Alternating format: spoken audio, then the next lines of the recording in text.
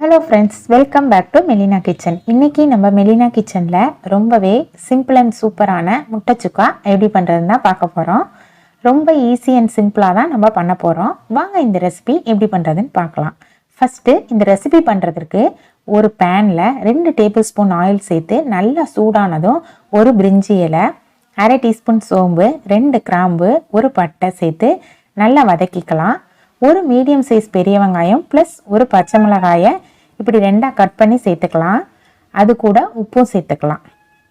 இது நல்லா கண்ணாடி பதம் வர வரைக்கும் நல்லா வதக்கிக்கலாம். நெக்ஸ்ட்டு இது கூடவே 1 டீஸ்பூன் இஞ்சி பூண்டு பேஸ்ட்டு சேர்த்து அதோட பச்சை வாசனை போகிற வரைக்கும் நல்லா வதக்கிக்கலாம்.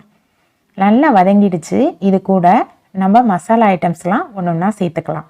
1 டீஸ்பூன் மிளகாய்த்தூள், அரை teaspoon garam masala, 1 teaspoon chicken powder எல்லாம் சேர்த்து நல்லா கலந்து விட்டு ஸ்டவ்வை மீடியம் ஃப்ளேமில் வச்சு அதோட பச்சை வாசனை போகிற வரைக்கும் குக் பண்ணிக்கலாம்.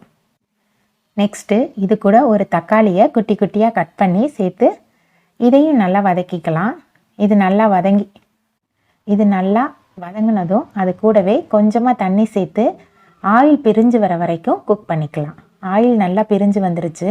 அது கூடவே குட்டி குட்டியாக கட் பண்ண முட்டையும் இது கூட சேர்த்து நல்லா கலந்து விட்டுக்கலாம்.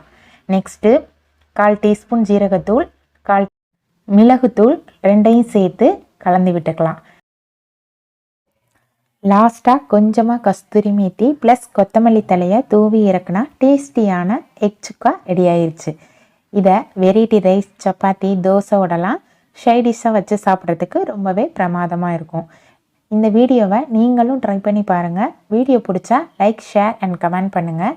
மேலும் இது போல் வெரைட்டியான ரெசிபிக்கு மெலினா கிச்சனை சப்ஸ்கிரைப் பண்ணிக்கோங்க.